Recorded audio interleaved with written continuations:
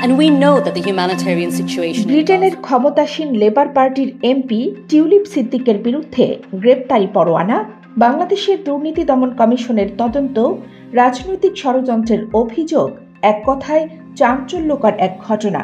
কিন্তু টিউলিপ দাবি করছেন তার বিরুদ্ধে কোনো প্রমাণ নেই। তাহলে কি সত্যিই এটা একটি রাজনৈতিক হয়রানি নাকি আইনের শাসনের লড়াই? দেখুন সম্পূর্ণ ভিডিওটি। টিউলিপ বলেন, এটা সম্পূর্ণ রাজনৈতিক উদ্দেশ্য প্রণোদিত অপপ্রচার। আমার বিরুদ্ধে কোনো অপরাধের প্রমাণ নেই। দুদক মিডিয়া ট্রায়াল করছে, কিন্তু আইনগতভাবে তারা কোনো জবাব দেয়নি।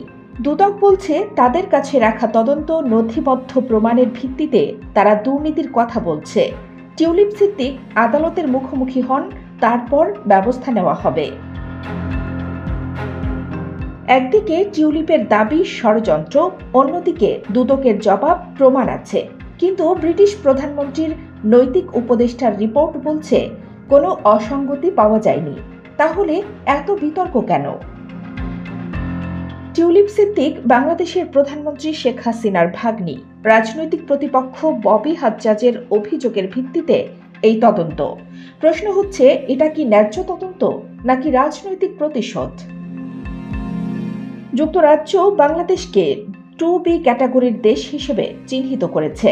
অর্থাৎ টিউলিপকে ফেরত পাঠাতে চাইলে বাংলাদেশকে অকাট্য প্রমাণ দিতে হবে। কিন্তু ব্রিটিশ সরকার কি তা মানবে?